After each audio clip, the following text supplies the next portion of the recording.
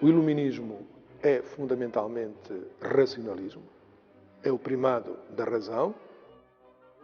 Há todo um conjunto de progressos que vão sendo feitos ao longo do século XVII e do século XVIII. O iluminismo é uma atitude, é uma atenção especial, fundamentalmente àquilo que é a natureza. A ideia de natureza modifica-se muito. Ou deixar explicações que podem ser explicações metafísicas para ir à procura de explicações físicas e racionais. A certeza só pode vir do raciocínio matemático.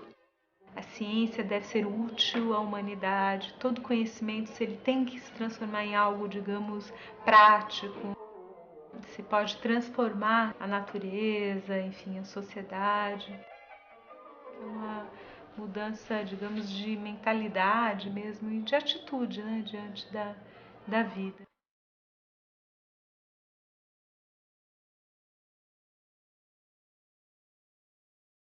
O iluminismo indica um movimento de ideias que se desenvolve especialmente no século XVIII, denominado por isso o século das luzes. O termo filosófico, com que o próprio iluminista se autodefine, indica a figura de um vivificador de ideias, de um educador, isto é, daquele que tudo se deixa guiar pelas luzes da razão. É nesse contexto das ideias iluministas que circulam pela Europa que uma série de reformas políticas e administrativas são implantadas no Império Português.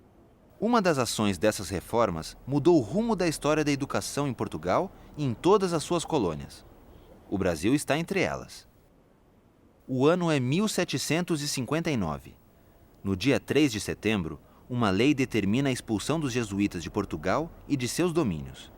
Dom José I está no trono português, mas quem comanda o país é o primeiro-ministro do rei, o famoso Marquês de Pombal. É ele quem decide que os jesuítas, de agora em diante, não participam mais da vida da metrópole e de suas colônias.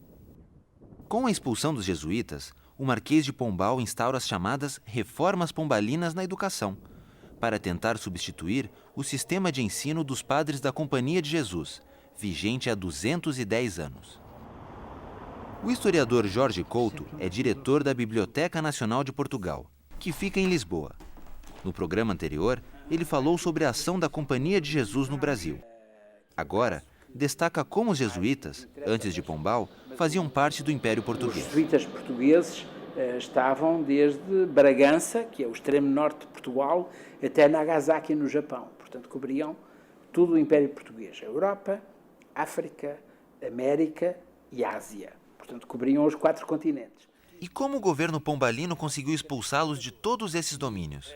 Foi planeada uma ação militar em que as tropas de linha ocuparam os colégios e não deram a mínima margem de manobra a qualquer reação. As reformas pombalinas ocupam uma parte importante do STED-BR, site do Grupo de Estudos e Pesquisas, História, Sociedade e Educação no Brasil, da Faculdade de Educação da Unicamp. Estava aqui o anúncio da palestra que o professor Gilberto Luiz Alves, pesquisador da Universidade para o Desenvolvimento do Estado e da região do Pantanal, daria na Unicamp sobre as reformas pombalinas. A reforma de estudos atravessa todo o currículo. A grande novidade é a introdução das ciências modernas. Não ocorreu pura e simplesmente um acréscimo. Muda profundamente o sentido das demais matérias do currículo. Por exemplo, se nós analisamos o que eram os estudos de gramática latina nos jesuítas, nós vamos verificar que os estudos eram desenvolvidos basicamente em latim. Quando se instauram as reformas pombalinas, o discurso passa a ser o seguinte: os estudos de gramática só têm sentido quando são desenvolvidos em língua materna. O ensino de línguas deve ter um caráter útil e aplicado. Aliás, esses dois termos, útil e aplicado, passam a ser sistemáticos desde então, no ideário pombalino. É dentro da Universidade de Coimbra que se monta todo o projeto de reforma educacional de Portugal.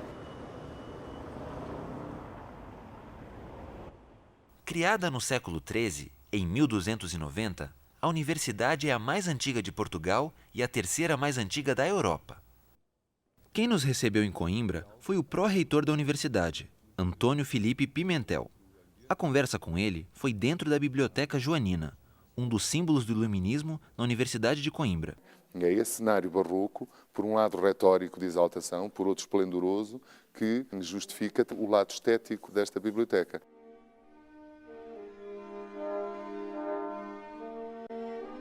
Então, são todos os recursos estéticos do barroco que aqui estão mobilizados para encenar a apoteose do poder real na sua atitude de patrocínio à renovação científica e cultural. Toda esta exaltação do poder real é uma forma de proteger a renovação que está em marcha.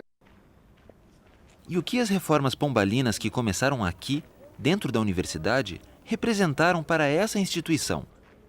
Ela é tratada como uma nova fundação da universidade, com novos estatutos, com um novo quadro de faculdades. Fernando Taveira é professor associado da Faculdade de Letras e presidente do Instituto de História Econômica e Social da Universidade de Coimbra. Pombal pega nos estatutos, os novos estatutos, escritos, manuscritos à mão, escritos à mão, e os entrega à universidade e diz: esta é a nova lei da universidade. No interior do edifício da universidade, estabelece um corredor de circulação que dá para todas as aulas, com a finalidade do reitor poder observar as aulas sem ele próprio ser observado. Antes da reforma havia 4 faculdades: Teologia, Direito Canónico, Direito Civil e Medicina. Só a medicina tinha uma vocação claramente prática, que era, de facto, o curativo, era aquilo que era, curar as doenças. A teologia não tem grande aplicação prática. O direito, sim, mas no sentido da administração, não de uma aplicação concreta, científica àquilo que era a vida comum. E terá sido isso, provavelmente, que levou os reformadores a fazerem 2 novas faculdades. Uma faculdade de filosofia, que incluía a filosofia moral, mas era sobretudo a filosofia natural, e uma faculdade de matemática. Qual é a finalidade dessas 2 faculdades? Exatamente esse sentido prático.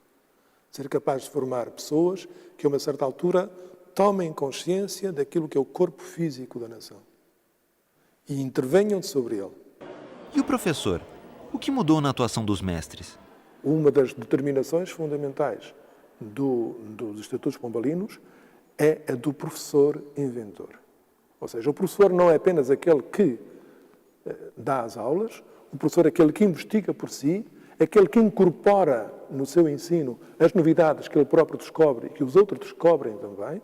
Portanto, o professor inventor é uma das personagens fundamentais que é criada com os Estatutos Pombalinos. A ideia mais importante, eu acho, que é possível aperfeiçoar a sociedade, é possível aperfeiçoar as leis que regem a sociedade é regida por homens que também podem ser mais perfeitos. Esse aprimoramento depende da educação. A historiadora Iris Cantor é professora e pesquisadora do Departamento de História da Universidade de São Paulo, onde leciona História Ibérica. Então, a educação está no centro, da utopia ilustrada. Para instaurar as reformas educacionais, políticas e administrativas que se baseavam nas ideias iluministas ou ilustradas, como diz professora Iris, o Marquês de Pombal vai fortalecer o Estado e o poder do rei. O Marquês de Pombal vai afirmar o seu poder e afirma, de alguma forma, subjugando todos os outros contrapoderes. Tudo aquilo que eram poderes laterais vai submetê-los àquela disciplina do poder central. São implantadas em Portugal as doutrinas do despotismo esclarecido, que nivela todas as classes face ao rei. Ou seja, antes dos jesuítas, já muitos membros da alta nobreza tinham sentido o peso do despotismo esclarecido. Tinham sido banidos, punidos, e depois, em 1758, 59, os cabeças simbólicos da resistência à nova orientação político-ideológica, foram torturados e executados. Despotismo esclarecido?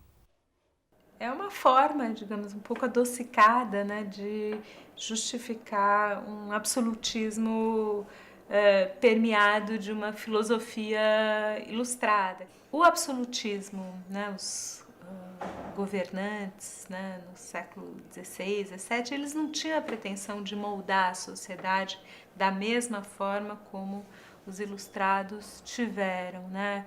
A ideia era intervir pouco, né? Quem intervinha era a religião. Pombal queria mudar a mentalidade das gentes portuguesas e queria mudar a mentalidade da nobreza.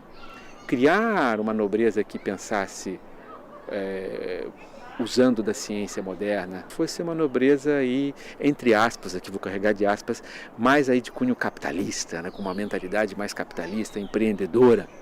O historiador Luiz Carlos Vilauta é professor da Universidade Federal de Minas Gerais e desenvolve seu pós-doutorado na Universidade de Lisboa. Do alto do Castelo de São Jorge, ele contou por que o governo pombalino condenava a educação jesuítica. A educação jesuítica, na visão dos pombalinos e dos teóricos portugueses da época de Pombal, era uma educação calcada em Aristóteles e calcada em São Tomás de Aquino, calcada na escolástica que justamente reúne Aristóteles a São Tomás. E era uma educação em que a teologia ocupava um lugar central. Então aquilo que colidisse, aquilo que se chocasse com os ensinamentos bíblicos e mais ainda com as tradições da Igreja Católica e com aquilo que o Papa queria, não era bem considerado. E por que Pombal colocou a educação como uma das maiores prioridades de seu governo? Pombal tinha uma clareza de que era preciso modificar a educação portuguesa. A educação dos portugueses aqui na Europa e também a educação dos portugueses do Brasil. Um dos maiores críticos à pedagogia dos jesuítas foi o filósofo Luiz Antônio Verney, representante do Iluminismo em Portugal. O livro de Luiz Antônio Verney, O Verdadeiro Método de Estudar, é um ataque à companhia.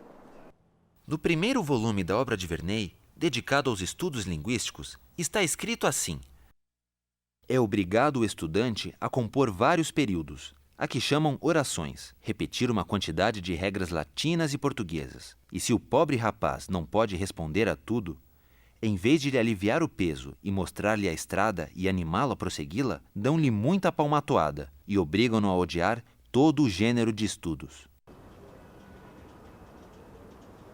No contexto pombalino, acreditava-se que a Companhia de Jesus emperrava o desenvolvimento de um conhecimento calcado na ciência e na investigação. Ao expulsar os jesuítas, o governo português estatiza o ensino e busca implantar essas ideias iluministas. A educação agora é responsabilidade do Estado e laica, isto é, independente do clero e da Igreja.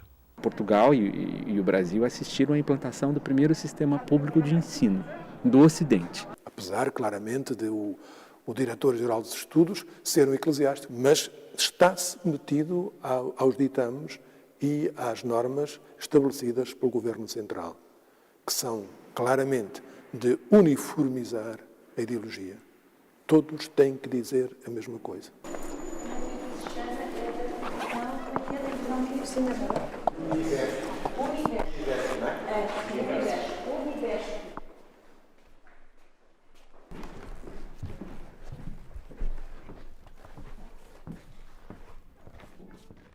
Nesta sala do Arquivo Histórico Ultramarino de Portugal está guardada a maior parte de toda a documentação relacionada ao Brasil colônia.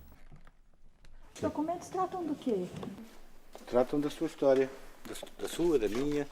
Leis, decretos, requerimentos, consultas do Conselho Ultramarino, cartas, ofícios, certidões. Documentação que era produzida aqui na coroa, na corte, pelos órgãos da administração central, e a correspondência com as autoridades coloniais, não é? No caso do Brasil, os governadores, os ouvidores, os provedores de fazenda, etc. A vida do dia-a-dia das pessoas nesse tempo. A vida do dia-a-dia das pessoas. E como a educação está no centro da utopia ilustrada, boa parte dos documentos que estão aqui tratam de educação.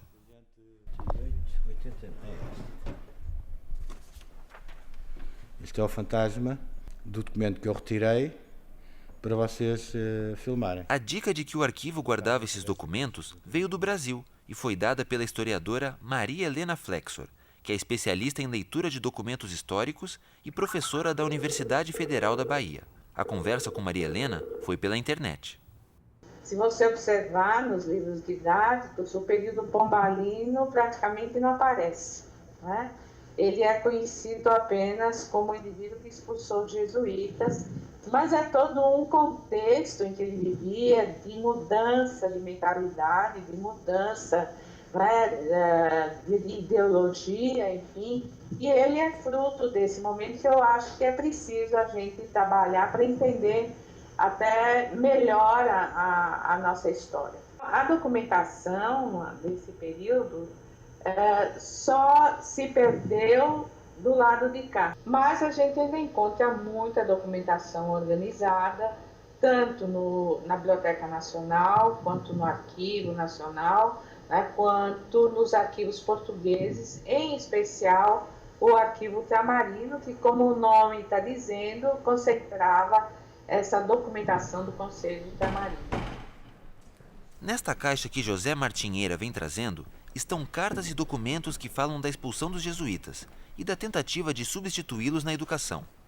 Alguns documentos deixam claro que é um esforço de provar ao rei que a política de Pombal estava dando certo. Então, as amostras das rendas e bordados. Para as meninas índias, a tarefa de aprender a bordar. Para os meninos índios... Isso aqui é a escrita dos índios, são eles próprios que já fizeram essas letras. A, B, C, D, E, F, G, H, é o abecedário. Portanto, é todo esse contexto que depois dá origem a estes documentos como prova de que as coisas estão a funcionar, não é? A substituição dos jesuítas na educação foi lenta e difícil. O modelo de ensino estatal e laico demorou a se concretizar. Durante mais de 10 anos, nem o Brasil, nem Portugal viram um novo sistema ser implantado no lugar do aparato montado pela Companhia de Jesus. Uma das ideias da reforma dos estudos secundários, ou das primeiras letras, foi de que ninguém poderia ensinar sem se submeter ao beneplácito régio, sem se submeter a um exame que demonstrasse a sua capacidade para poder ensinar. Nós temos em 1772 a criação de um sistema que é o sistema das aulas régias. Então nós tínhamos aí a figura central do professor régio, que era um professor concursado, que tinha o estatuto de nobre, que era pago pela coroa e que na sua casa ou em alguma sala especificamente dava aulas de uma determinada disciplina. Então esse último ponto é uma diferença essencial em relação aos colégios jesuíticos e em relação ao nosso modelo educacional. Porque nos colégios da Companhia de Jesus havia vários professores dando várias disciplinas. Nesse sistema das aulas régias há uma pulverização, na medida em que nós temos numa determinada vila um professor de primeiras letras. Na mesma vila é possível ter um professor de gramática latina, mas é possível que nessa vila não tenha um professor de filosofia. O aluno, o aprendiz, ele tem que se deslocar da casa de um professor para o outro, às vezes de uma vila para outra. Nestes documentos há referências à dificuldade de encontrar professores para as crianças, até mesmo portuguesas, mas para as crianças filhos dos povos indígenas. Quando a historiadora Ana Canas fala das crianças portuguesas, ela está se referindo às crianças de Portugal e aos filhos e descendentes dos colonizadores que moravam no Brasil. Há ofícios em que é dito para esta e para aquela aldeia, eu não encontro pessoas que saibam ler e escrever e que se desloquem. Não havia, em 1759, ou mesmo em 1772, um professor preparado em todos os locais, em todas as regiões, para adotar essa perspectiva de educação desejada por Pombal. Mesmo com a falta dos professores régios, Fernando Taveira chama atenção para um detalhe. Os estudantes brasileiros continuavam ingressando nos cursos superiores de Coimbra. O mais interessante é que, a seguir à reforma pombalina, a proporção de estudantes a proporção de brasileiros no conjunto da matrícula geral sobe. E, logicamente, isso quer dizer que há estruturas de ensino básico que permitem depois a entrada na universidade. Este período foi um período particularmente complicado, enfim, em termos ou denso em termos da história de Portugal e do Brasil. Para a historiadora Ana Canas, um período denso e complicado. E como diz Maria Helena Flexor, ainda há muito o que se pesquisar. Eu gosto muito de ver a documentação antiga e descobrir coisas novas, né? E tentar, digamos, mudar um pouquinho, pelo menos, a história, né, do nosso país.